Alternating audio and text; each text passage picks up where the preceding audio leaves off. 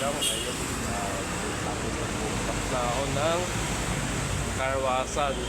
Pero makulimlim tayo ngayon. Meron tayo tinang kahapon at saka ngayon tinanggal natin yung ayun, yung ano niya, yung sasakyan na labasa sa loob, kaya detailing pinaklas natin lahat. Ayun, pinaklas natin lahat, tapos ayun guys, pinaklas natin lahat, hindi pa matutuyo, pinunasan lang natin kasi umuulan yung mating niya.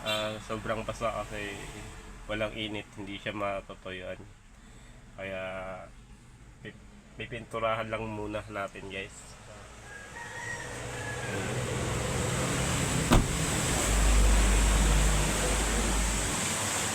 Ngayon tayo na lang mag-isa dito, wala na tayong kasama ko umalis.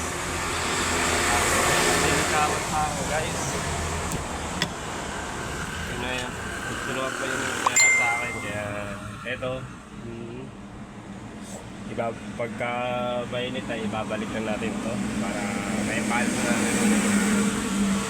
Ayun guys, hanggang dito na lang. Mega love shout out sa lahat ng sumusuporta, and bye bye.